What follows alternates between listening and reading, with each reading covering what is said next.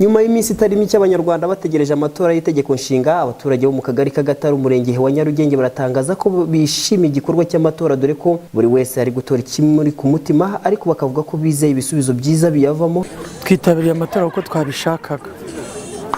Ni icyifuzo cyacu cyo kugira ngo tugire itegeko nshinga ritugenga nk'uko ryari risanzwe ririho, ariko niba rihindutse tugomba kuritorera nk'uko ubutegetsi bubidusaba.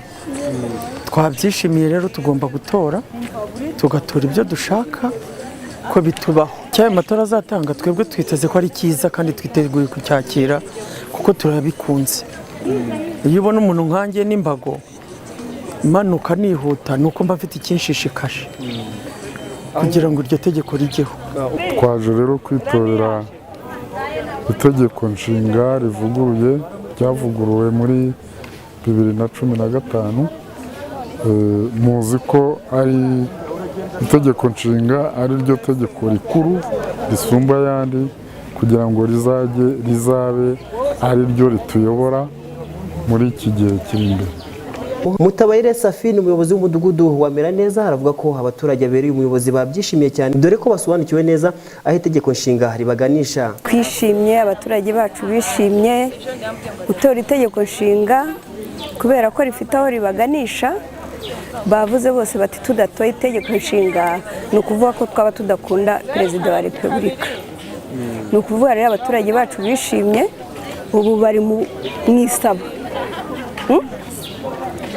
Mu mwanya uza kuza tuzakora reception, tubyine twishime cyane. Abaturage barishimye, bitabiriye, nta kibazo bafite. Ubwitabire bw'abaturage batuye mu kagari k'Agatare ngo bwari buhagaze neza, ahanini bakaba babikesha kuba barasobanuriwe neza, ndetse bikaba byari byitezwe ko saa 7 abaturage bose baba barangije gutora 100%, nk'uko Muhawenimana Françoise, umunyamabanga nshingwabikorwa w'akagari k'Agatare, yabidutangarije. Ko mubibona abaturage bazindutse cyane bitabiriye gutora itegeko nshinga. Bazindutse hari abageze aha saa 12, batindiwe nuko saa 1 igera. Ubwitabire ni bwiza, hari n'abari kuza bashaka gutora baturuka ahandi. Bigaragare ko abo twari twiteze hasigaye bakeya cyane. Ubu kugeza ubu ngubu duhagaze nko ku gipimo cya 90% abamaze kuza bagombaga gutora.